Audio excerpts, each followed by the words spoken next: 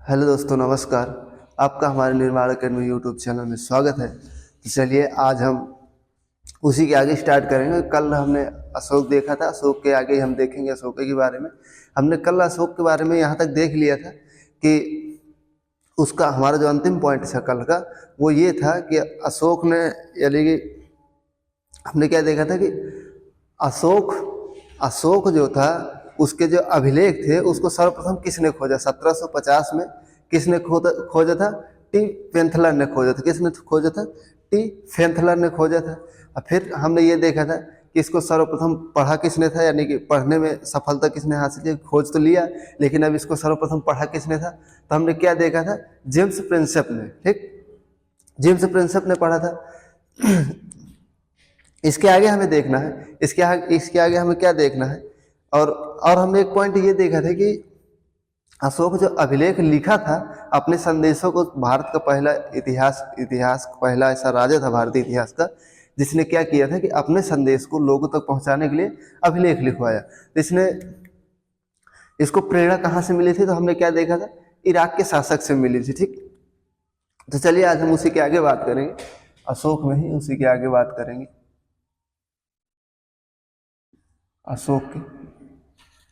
फिर हम देखेंगे, आज हमें देखना है कि अशोक ने, आखिर हमें पता कैसे चला कि ये जो अभिलेख है तो अशोक की है? क्योंकि ये देखा गया है कि कई सारे अभिलेखों में अशोक ने बहुत सारे अभिलेख लिखवाए, जिसमें से हमारे 14 प्रमुख अभिलेख है जो कि बड़े अभिलेख है। तो उन्हें हम डिटेल से देखेंगे। तो जब खोजा गया, ये अभिलेख जब खोजे गए तो देखा गया कि उसमें अशोक का नाम ही नहीं था।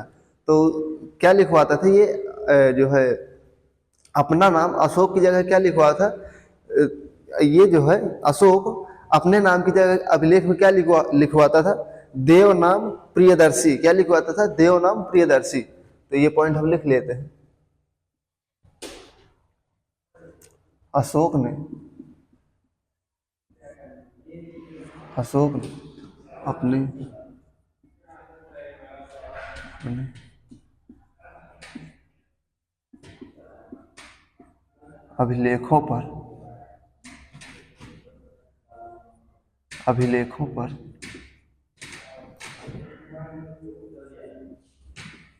अपने नाम की जगह अपना नाम अपना नाम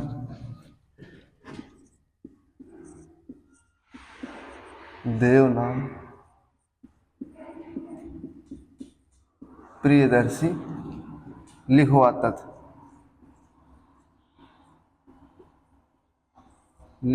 था।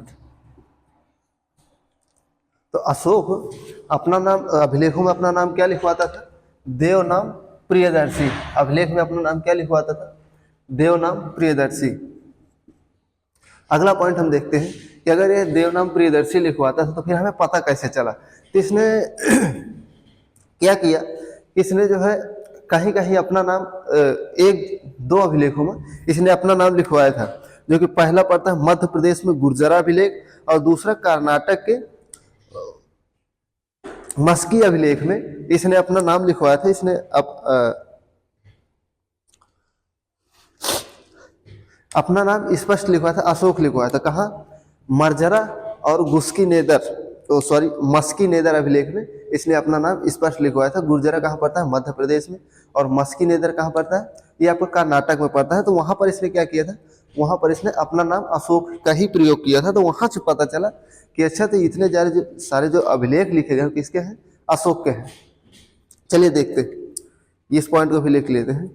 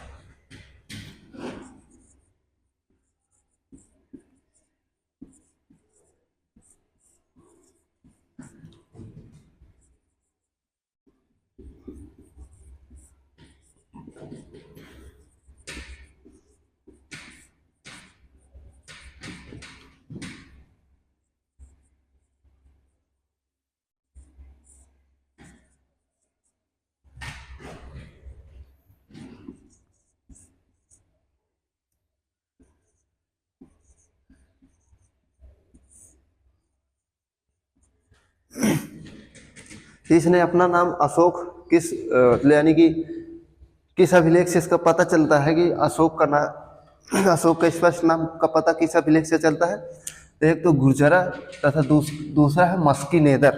कौन सा है? मस्की नेदर, मस्की नेदर। फिर हम देखते हैं अगला पॉइंट हमारा। अगला पॉइंट हमारा ये है कि ठीक है, मान लीजिए कि यहां से पता चल गया कि अशोक है, अब लेकिन ये तो पता नहीं कि कौन अशोक है, क्योंकि कोई अशोक नाम किसी का भी हो सकता है, अशोक नाम किसी का भी हो सकता है, कोई व्यक्ति भी हो सकता है जो दार्शनिक हो उसने लिखवाया हो, लेकिन यहाँ पर ये तो पता नहीं ना कि जो मगध का राजा अशोक साम्राज्य वही लिखवाया है। तो फिर एक हमें मिल रहा है भाब्रू अभिलेख। भाब्रू अभिलेख जो कि कहाँ है? राजस्थान में। वहां से हमें पता चलता है वहां पर शुद्धदेव ने क्या नाम लिखवाया था? मगध मगध साम्राज्य। क्या नाम लिखवाया था वहां पर इसने अपना नाम लिखवाया था मगध सम्राट का नाम, अपने नाम की जगह क्या प्रयोग किया गया था? मगध सम्राट। तो वहां से पता चलता है कि मगध का सम्राट जो अशोक था उसी ने इन अभिलेखों का निर्माण करवाया यानी लिखवाया है। लिखते हैं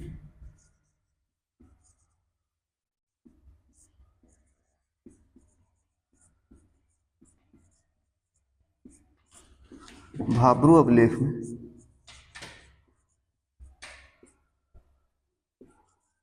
अशोक ने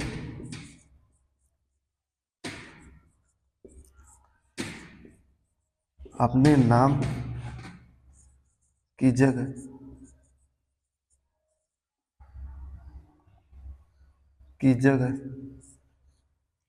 मगध सम्राट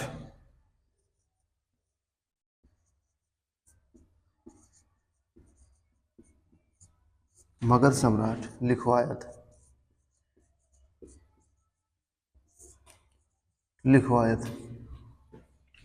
क्या लिखवाया था? तो यहां से भाब्रू अभिलेख जो है राजस्थान में है। कहां पर है?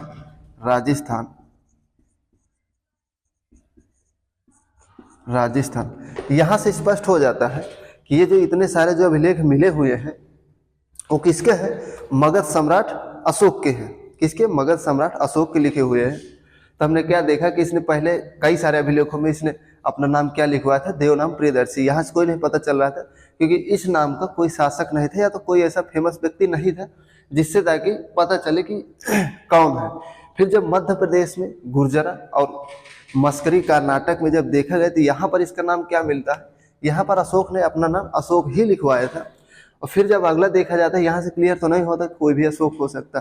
अगर मगध सम्राट अशोक लिखवा दे तो तब तो ठीक होता, यहीं से क्लियर हो जाता है ठीक है वही है भाई। अब फिर जब अगला भाब्रू अभिलेख हमें मिलता है, भाब्रू अभिलेख की जब खोज होती है तो यहाँ से पता चलता है कि यहाँ पर इसने क्या नाम पर प्रयोग किया था अपना? यहाँ पर प्रयोग किया था मगध सम्राट, मगध सम्राट अशोक। तो यहाँ से पता चलता है कि जितने सारे अभिलेख जो लिखवाए गए हैं कई सारे, वो किसके हैं? मगध सम्राट अशोक के लिखवाए गए हैं। तो चलिए इसके आगे हम बात करते हैं। अब हम इसके आगे हम बात ये करेंगे कि इसने जो कई सारे इसके अभिलेख थे जो कि 14 जो है प्रमुख अभिलेख है, बड़े अभिलेख है, उन्हें हम डिटेल्स में पढ़ेंगे। तो हम ये देख लेते हैं कि ये अभिलेखों को इसके जो अभिलेख थे वो 3 प्रकार के थे। 3 प्रकार के कौन कौन से? एक तो पहला था आपका शिलालेख, दूसरा हो जाएगा आपका पहला हो जाएगा शिलालेख, दूसरा हो जाएगा स्तंभ लेख, तीसरा हो जाएगा गुफा लेख। ये 3 प्रकार से इसके अभिलेख मिले हैं। तो उन्हें देखते हैं कि शिलालेख क्या होता है, स्तंभ लेख क्या होता है और गुफा लेख क्या होता है। तो ये जो शिलालेख, स्तंभ लेख और गुफा लेख, शिलालेख उसे कहेंगे जो बड़ी सी कोई चट्टान हो, शिला हो, उसमें अगर लिख जाएगा कोई संदेह या कुछ भी लिखा जाएगा उसे शिलालेख बोला जाएगा। शिला मतलब एक बड़ी सी पत्थर की चट्टान, और स्तंभ हो जाएगा यानी पत्थर का ही कोई लंबा जो है स्तंभ यानी खंभे के टाइप का जिसमें लिखा हो संदेश, वो आपका स्तंभ लेख हो जाएगा। और आपका गुफा लेख जो गुफा में लिखा है गुफा लेख हो जाएगा। ये इसके 3 प्रकार के अभिलेख यहाँ से देखे गए हैं। तो लिखते हैं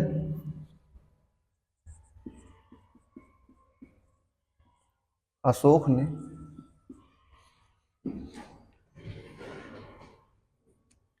एक चीज और देख लेते हैं कि अशोक ने कुल 84,000 स्तूपों का निर्माण करवाया था। अशोक ने कुल 84,000 स्तूपों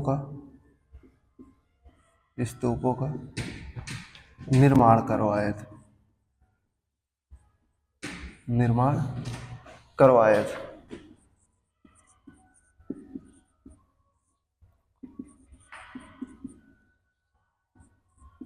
अशोक ने कुल कितने स्तूपों का निर्माण करवाया था?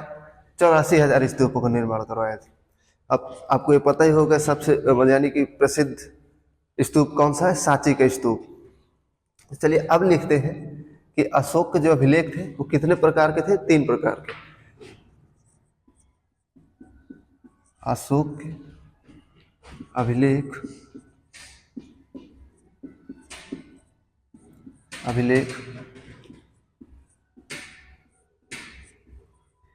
3 प्रकार के हैं।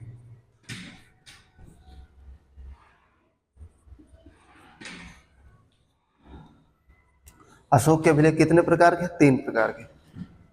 अब देखते हैं पहले कौन सा हो जाएगा? शिलालेख।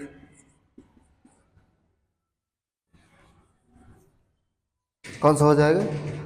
शिलालेख।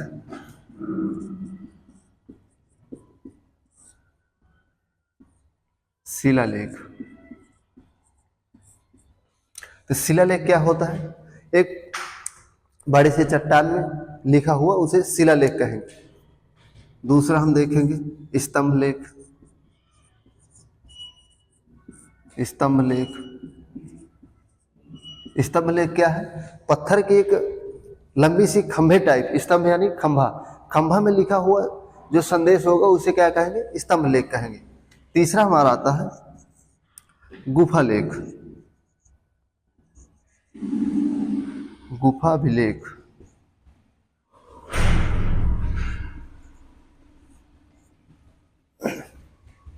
शिलालेख, स्तंभ लेख, गुफाभिलेख। अब गुफाभिलेख किसे कहेंगे? ये गुफाभिलेख क्या होता है? तो गुफाओं में लिखा होता है, गुफाओं में जो संदेश लिखे उसे हम गुफाभिलेख कह देंगे। अब मान लीजिए कहीं पर एक भित्ति है, दीवार है, उसे दीवार में लिखा होगा तो क्या कहेंगे? भित्ति अभिलेख। इसी तरह जहां पर लिखा होता है उसी को हम उसी के नाम से लिख देते हैं। यानी शिला यानी कि एक बड़ी सी चट्टान, लेख यानी उसमें लिखा हुआ, तो ये क्या हो जाएगा? शिलालेख। स्तंभ यानी खंभा में लिखा हुआ जो लेख होगा उसे क्या कहेंगे? स्तंभ लेख कह देगा। अब गुफा यानी कि जो गुफा होगी उसमें जो लेख लिखा होगा उसे गुफा लेख कह देंगे। तो हमने क्या देखा कि अशोक ने कुल 84,000 स्तूपों का निर्माण करवाया, जिसमें से सबसे प्रसिद्ध स्तूप कौन सा है? सांची का स्तूप है। फिर हमने देखा अशोक 3 प्रकार के, अशोक जो है 3 प्रकार के, अशोक के अभिलेख 3 प्रकार के हैं, यानी 3 प्रकार से लिखे गए हैं। पहला शिलालेख, दूसरा स्तंभ लेख, तीसरा गुफाभिलेख। ये हमने देखा। इसके पहले हमने क्या देखा? इसके पहले हमने ये देखा कि अशोक जो है अपने नाम की जगह अभिलेखों में अपने नाम की जगह क्या प्रयोग करता है? देव नाम प्रियदर्शी प्रयोग करता था। फिर हमें देखा गया गुर्जरा और मस्करी नेदर जो है अभिलेख से क्या पता चलता है कि वहां पर इसने अपना स्पष्ट नाम अशोक लिखवाया था, लेकिन वहां से भी क्लियर नहीं होता कि कौन अशोक है। तो फिर जब देखा गया भाब्रू अभिलेख में इसने अपने नाम की जगह क्या प्रयोग किया था? भाब्रू अभिलेख में इसने ये प्रयोग किया था कि जो है मगध सम्राट, अपने नाम की जगह क्या प्रयोग किया गया था? मगध सम्राट। तो वहां से क्लियर पता होता है कि जो मगध सम्राट अशोक था उसी ने सारे अभिलेखों का प्रयोग किया है। अशोक के कुल कितने अभिलेख, मतलब प्रमुख अभिलेख?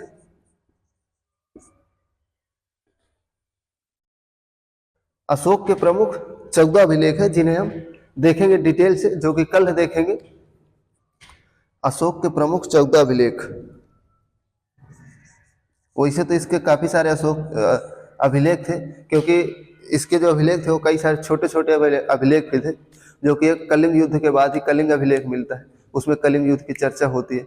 इसी तरह पहला अभिलेख है, उसमें बताता है अहिंसा पर जो मतलब अहिंसा का उसमें बताया, उसमें जो निर्देश देता है यह अहिंसा ना करें, और वहां पर पशु हत्या पर भी रोक लगाता है। इसी तरह इसके 14 अभिलेख है जो कि महत्वपूर्ण है, उन्हें हम देखेंगे।